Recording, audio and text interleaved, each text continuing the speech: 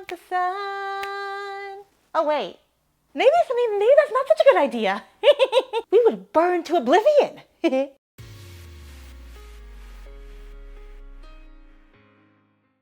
What's going on, lovelies? Welcome back to another video. The song you heard in the beginning, the sun can cause me to burn to oblivion. That's not a fun thing, you know? And I do love the sun though, but the sun likes me too much. So in today's video, I'm going to answer all of Google's most asked questions about, you guessed it, albinism, you know, which is the condition that I have. Before we spill all the tea about albinism, make sure to subscribe down below to join the Ohana of Lovelies because we'd love to have you.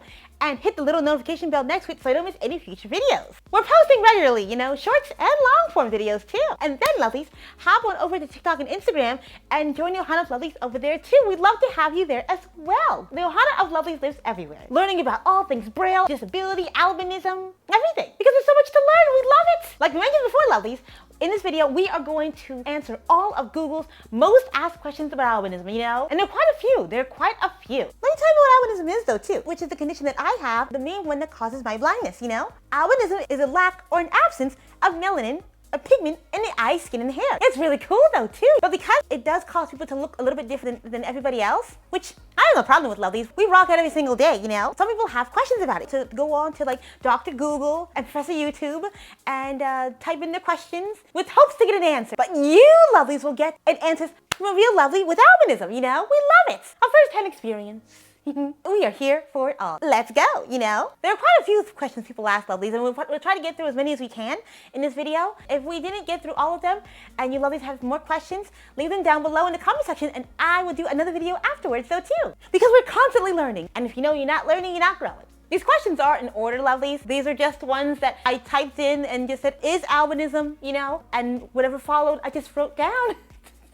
The top was on the things people wondered about though too. What I want to do is spread some information about albinism, the truths and things, and squash all the myths and things, you know what I'm saying? If you want a video about the myths of albinism, let me know though too. Because I have albinism also, I want to spread more awareness about it though too, and help people understand it also. So it's quite interesting. It's a condition that I live with for the entirety of my life. It made things interesting in education, it made things interesting in my job, living life, you know, and we're here for it all.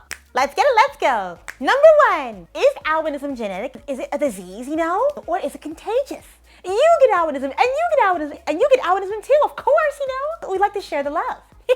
You get a heads up of my myths and facts video that's coming out later on this week though too. That's a myth, lovelies. Albinism is not contagious, it's genetic.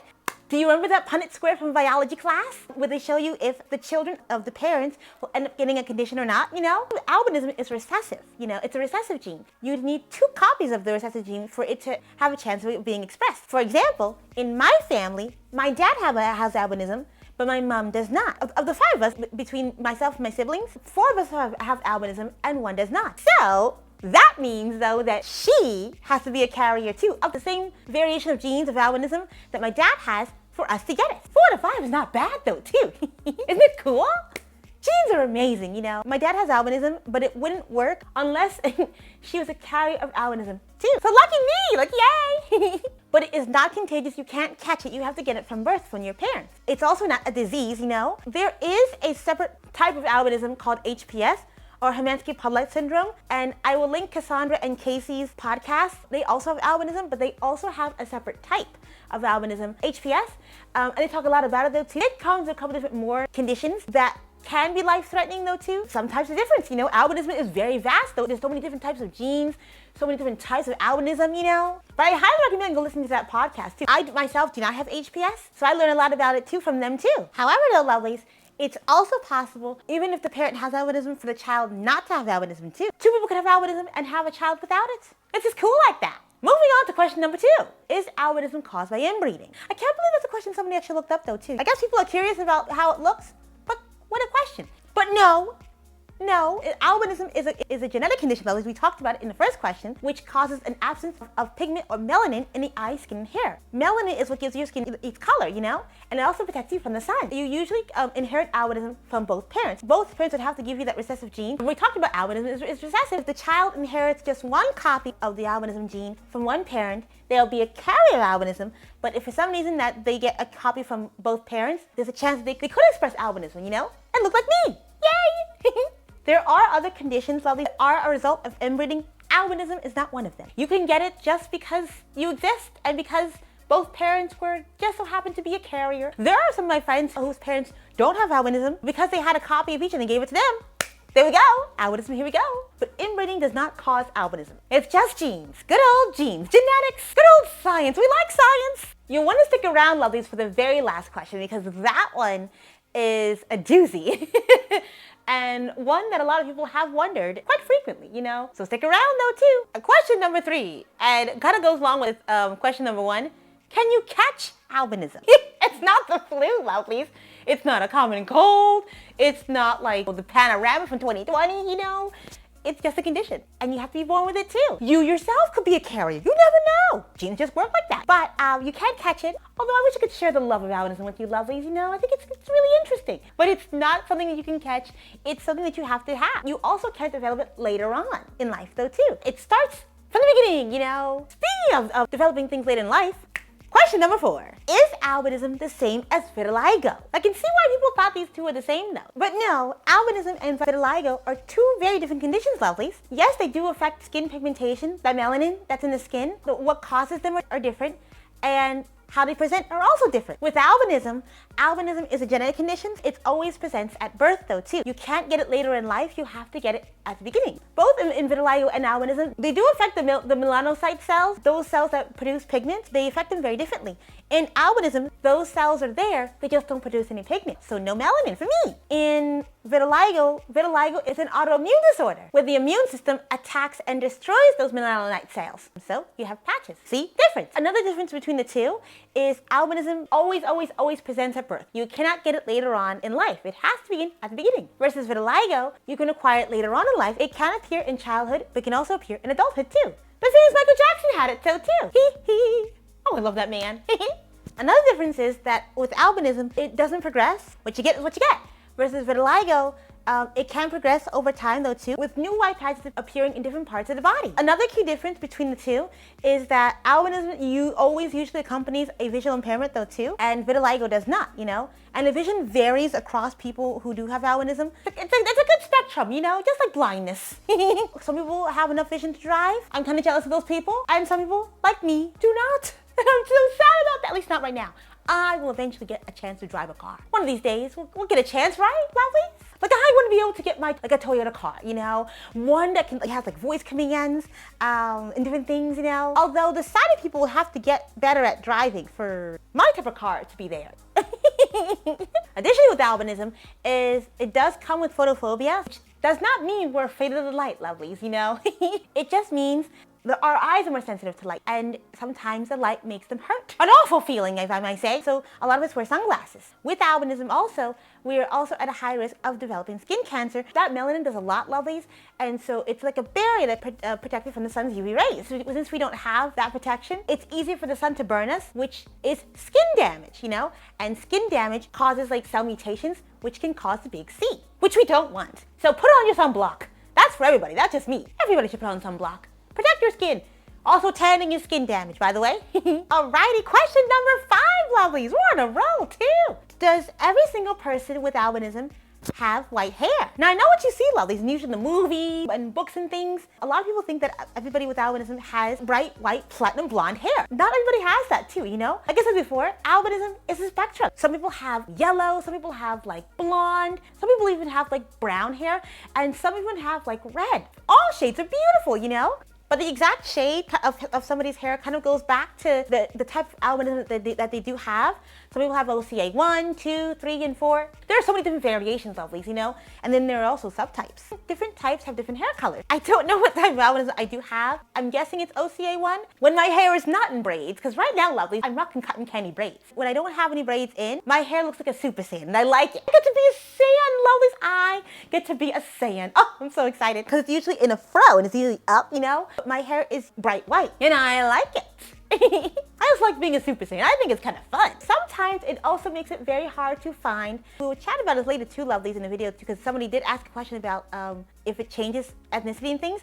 But because my parents are Nigerian, both of them, I have a lot of the characteristics that somebody who is from Nigeria would have. So I get to keep a lot of my black features, which means my hair is a fro. It is type 4C hair. When I go to sometimes the braiding store, they usually don't have the color of my hair. I found it once and only once, and it was great. And that was in my bob era, you know, because I have a lot of hair eras, you know, between my short era, my bob era, my long hair era. But I only was able to find that type of hair once.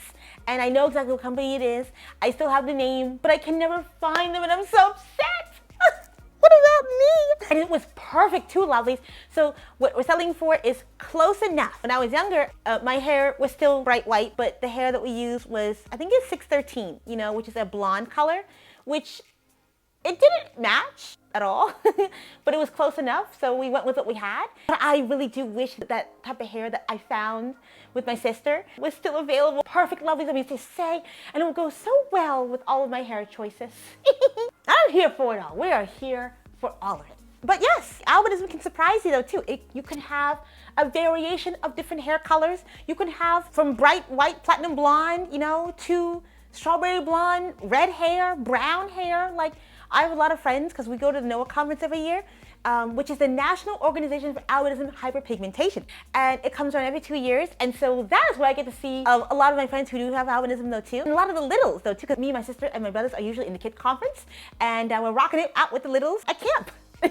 I get to see Dale's YouTube channel, Life with Albinism. We were on there too. I'll link his YouTube channel below, and I'll also link Cassandra and Casey's podcast below as well, because if you want to get different perspectives of albinism, we got to look out and spread our wings and find information, you know? You know what Uncle Iro says? Gather information from other sources, otherwise the information that we're going to get is rigid and still, and we don't want that. We are diverse lovelies here, you know? A lot of people have different experiences, which makes life so cool, you know? My experience with albinism is not everybody else's experience with albinism, because we're all different, and we all live in different parts of the world. Go check them out though too, and it's really fun though. Where else can you see like a good group of people have different types of like shade ranges of hair, you know? I think it's kind of cool. You'll see a video for the NoyeCon 2026 too. I will also post the NoyeCon that I did film. I think it was Florida, honestly. I have been meaning to post it. I have edited it, I filmed it, and the thumbnails are ready. I don't know what happened, but I will post those. But it'll be totally fun. Moving on to question number 6. People do look up some interesting things on the internet though, you know? And maybe when they do look them up, this video will show up, and so that we can help them with their search.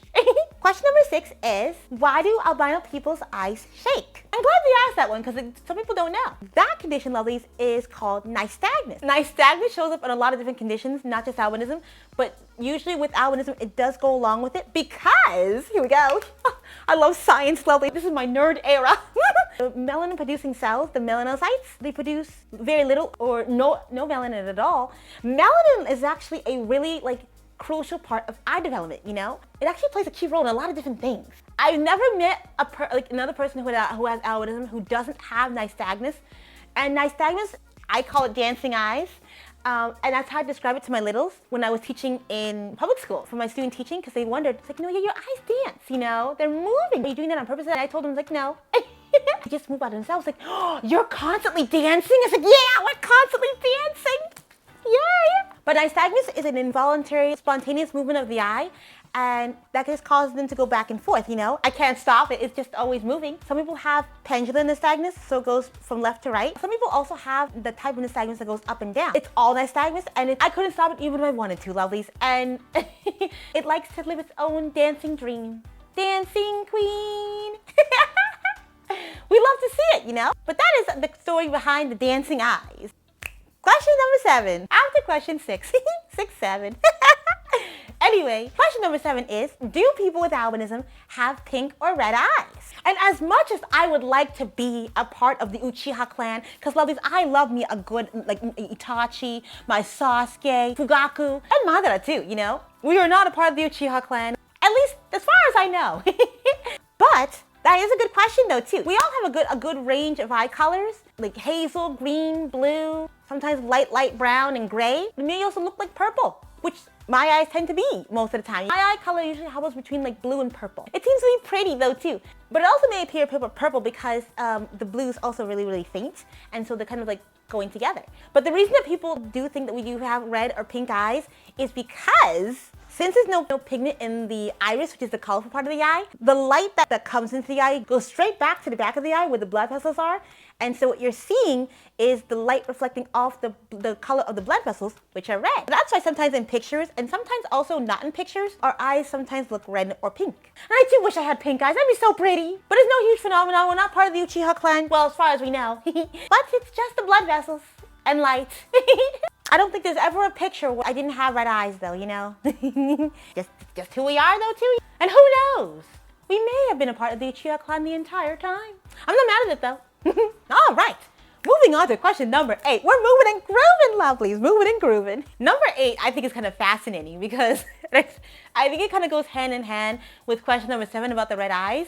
And number 8 is, are albino people vampires? And as much as I love Count Dracula, that would be kind of cool, though, to be a vampire, though, too. But that is an old myth, lovelies. An old folk tale. There are some things we do share in common. We have led people to believe that we are vampires, but I promise we're not, though. Although if we are, you'll never know. I promise the traits we share are like coincidental. We just tend to share a lot of the same things. Because we have a lack of pigment in our eyes, skin, and hair, we're more sensitive to the sun. We do have to take a bit more precaution when we're going into the sun as to not to burn. We're also at a high risk of developing the big C of skin cancer like melanoma if we don't protect our skin. Although, that goes for everybody though too, lovelies. Again, put on your sunblock. It's summer outside, it's coming up soon though too. Where I am, it's been in the 80s recently, the 90s. Your favorite lovely has her sun sleeves on most of the time though too, and a hat. And make sure to put those sunscreen behind those ears, lovelies. You know, sometimes when we are outside, we tend to stay in the shade or away from the sun, just for the extra layer of protection, versus vampires who will combust and die in the sun, you know? So they can't go in the sun at all. We can go in the sun, I promise. You just have to put on some sunscreen and protect our skin. Question number 9, lovelies. Kind of goes along with some of the other ones. Can people with albinism go out into the sun? And yes, indeed we can, lovelies. Like we said before, though, you just have to be careful, though, you know? When you go outside, put on your sunblock, put on your hat. Protect your skin, though, you know? You don't have to cover up everything. You just have to take care of your skin, though. And I like the sun, you know? I like to be out in the sun. We're not going to soak it up, though, because that's not a thing. We can't do that. We can't soak up the sun, you know? And don't forget the ears. Don't forget the ears. You know, they burn, too. And I learned from a dermatologist because a lot of people get like different types of skin cancer on their ear and their ear tips. Ears don't grow back, you know, and so when you cut it out, that part won't grow back, you know. So protect your skin, you know, both if you have albinism or no albinism, you know, if you're gonna go out in the sun, remember, just put on your sunscreen and your sunglasses. Don't forget the sunglasses, you know, and you'll be all good. You'll be golden. Question number 10. Last but certainly not least, this is the question that people have asked Google the most. Are you ready? Are people with albinism hunted? And yes, I said hunted. If you don't want to hear this part though, lovelies, it's okay to skip towards the end of the video. I won't be offended because this particular question, I left it to the end because it is quite gruesome. A lot of people don't have the stomach for it and can't handle it, you know, and that's okay. I encourage people to at least listen to at least part of it. I will try my best to describe what I can describe. But yes, in different parts of the world, primarily in different parts of sub-Saharan Africa, which is a continent, by the way, there are countries, there's different like beliefs and superstitions that people believe that body parts of albino people are magical and they bring healing properties and you'll be able to win elections and they're just supernatural. Like people actually believe, lovelies, that the bones and the organs and the different parts can actually grant like wishes. So people have gone to like witch doctors and things like that. And so what they'll do is they will go and find another person who has albinism and they will go and harm them, you know. We're trying to make this YouTube friendly, so don't take it down. Like it's a very lucrative like black market operation, you know. It's quite hideous, and if you ask me, shameful. It goes from like a lack of science, lovelies. People don't always understand different things, and it's quite sad, honestly, because people are harmed in the process because of a lack of science and a lack of understanding. People still believe those sorts of things, and people get hurt in the process. So what they will do is they will commission these witch doctors. They will go and find people with albinism in like these different countries where they are at. They will attack them and come away with different parts of the body. I'm trying to say it so they won't take it down. They will use their giant chings, you know, and cut them off, whether it's an arm or a leg, and they will sell them to people. And unfortunately, lovelies, people who do have albinism, sometimes they survive and sometimes they don't. And I think it's a hideous practice, and it stems from lack of science. If you think that women and children are spared, think again, lovelies. They're not, you know. In fact, they're the ones people tend to go after the most because they're more accessible. They're gathering things by the river, they're going to school, they're doing whatever. They're living at their house. They're more accessible to people, and so those are the ones that people go and kidnap. Another thing I do want to share also, even if you are gone and no longer part of this like living earth, they will go and dig up one's grave and take the bones from them because they're valued, quote. Again, grave desecration, shame on you. You can't even be at peace, you know, there too. Some people want money, you know, and so some people's families do betray them. They will call the kidnappers and give their family members up. What do you do if it's your own family that turns you in? They themselves wanted money and they themselves saw you as a paycheck. That is why I make the videos that I do, because a lot of people don't understand what albinism is, and they also don't understand blindness. The negativity that associates with it is what people know. We're trying to break those type of things that people know, you know, trying to give them some more information to hang on to replace the ones that they have, because those ones are backed by beliefs that aren't that good, versus science. And as we all know, because we all talked about it earlier, lovelies, albinism is a genetic condition that causes the absence of pigment in the hair, skin, and eyes. We do not have magical powers. We are not related to vampires. We are not part of the Uchiha. Although that one's still up for debate. I like to be part of the Uchiha. But there is nothing supernatural about albinism. Well, we are cool people, don't get me wrong, you know. But there is nothing supernatural about albinism. No matter what body part, bone, organ you get. If you are running for an election and you're not good, you're still gonna lose, you know? But a lot of people still believe those sorts of things, and it's still prevalent in a lot of areas. In countries like Tanzania and Malawi and Zambia, there are more, and there are also other cultures, not just in Africa, whose beliefs about albinism do tend to harm the people who have the condition. They think they're not as intelligent as other people.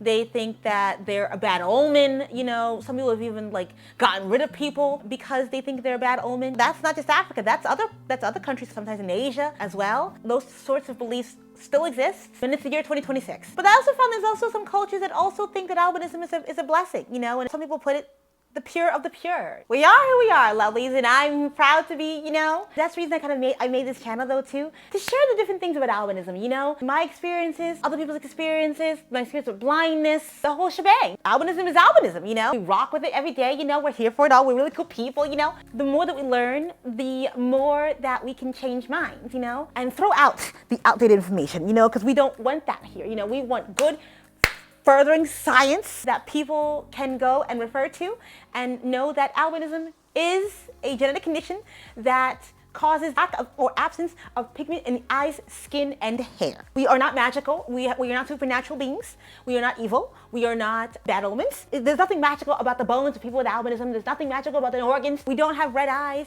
We are not part of the Uchiha, although that one's out for debate because I would like to be a part of the Uchiha. I wouldn't mind that. I can have a different type of vision that I could, you know, imagine.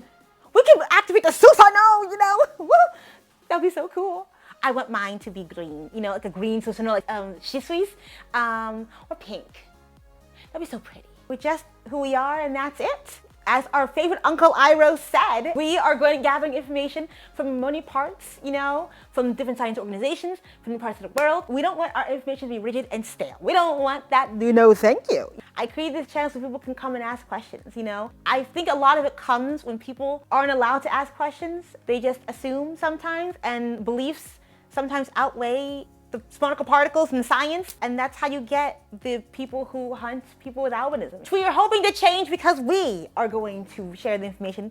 You lovelies are going to share the information, and we are going to educate everybody around across the world together. You know what I'm saying? But that is the end of this video, lovelies. I'm so happy that all of you stuck around, even through that really hard question at the end, and you learned something. Maybe you already knew some things about albinism, and maybe you learned something today. That's what it's all about though, too, you know? Learning something new and going to share it with others. If you learned something new about albinism, feel free to go share it with your friends, though, your family, and have them share it with their friends and their family. And that's how we grow as people. you know? Which also reminds me, lovelies, if you want more videos like this, make sure to hit the subscribe button and join the Ohana of Lovelies, because we'd love to have you here though too, and hit the little notification bell next to it so you don't miss any future videos like this one. There are more questions that people did ask, and I think I need to make another video to address those questions because they're really good ones though too. And if you lovelies have any other questions about albinism that you'd like answered though too, feel free to leave them in the comment section because I think there's more to learn. Also, make sure to hop on over to TikTok and Instagram to join the Ohana of Lovelies over there.